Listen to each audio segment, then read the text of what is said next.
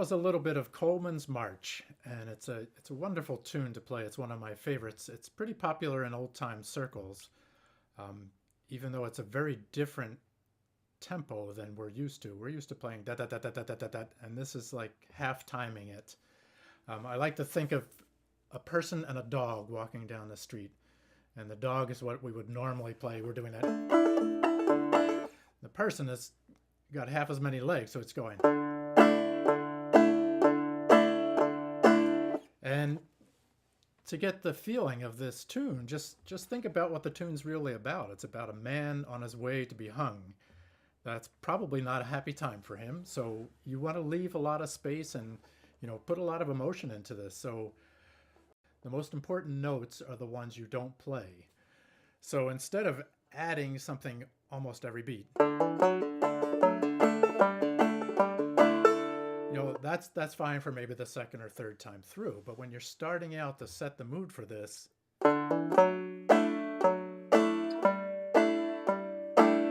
it's kind of nice to leave lots of air there and think about what the tune is really about.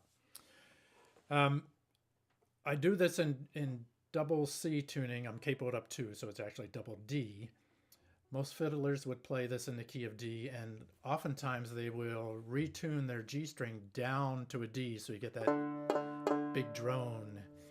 And this tuning is pretty drony to begin with, and if you don't play that full D chord, you just sort of, that's even more drony. So you can just not even worry about the chord at the beginning.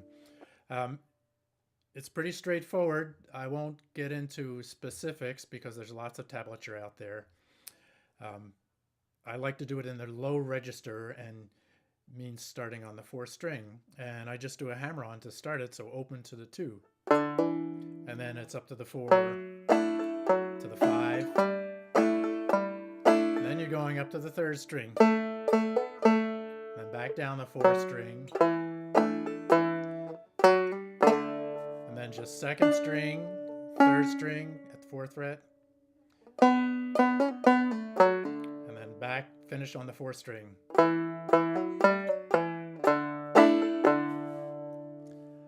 That's the whole A part.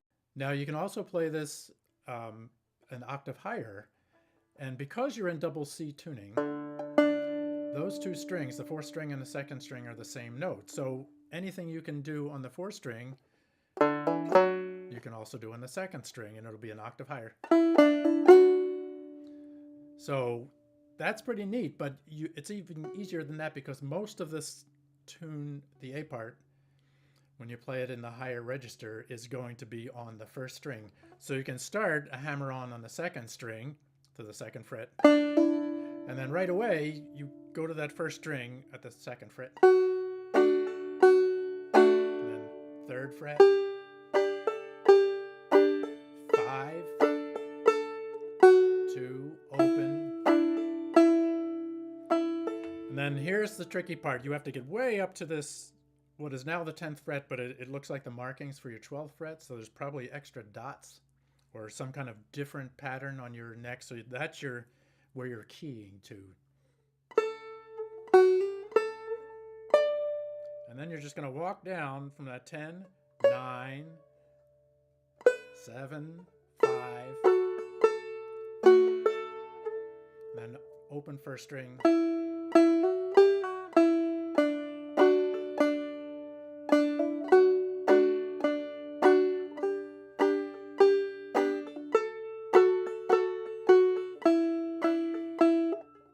Now here's a little trick you can do.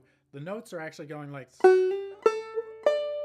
But if you're doing this and sliding up, it's really easy to miss.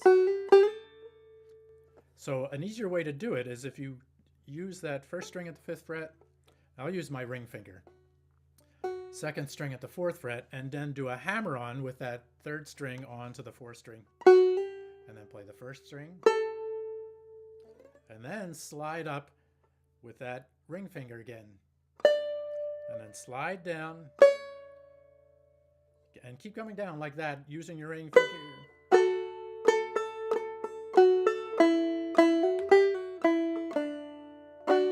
So what you're really doing is you're starting with this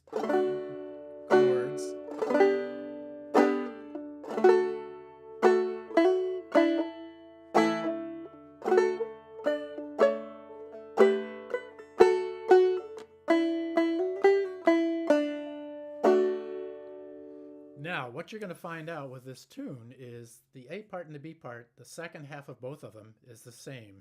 So it's a da da da da da da da da da da da da da. That's the second half of both the A and the B part. So there's really not as much to learn. Now, a couple little things you can do in this tune to make it sound really neat is if you're playing in the upper octave, use that lower octave D note to get a real drone.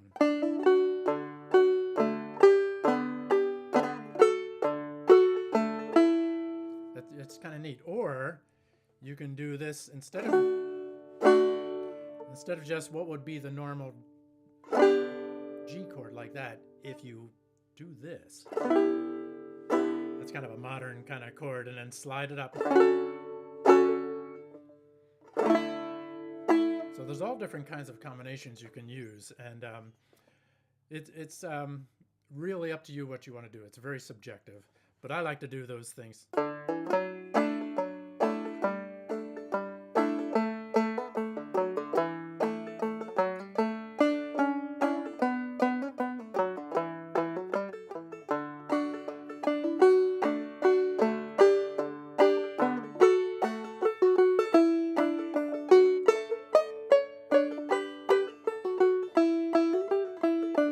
Should have practiced that jump myself. So, but it's a fun tune to do, and you can really mess around with it as much as you want. And the important part for these kind of tunes, to me at least, is to get the feeling of the tune and what the tune's about. I mean, you don't want to play this as a hoedown or as a happy tune because it's not a happy event. Okay, I hope that helps, and feel free to leave comments and suggestions, and I'm open to all of them. Thanks.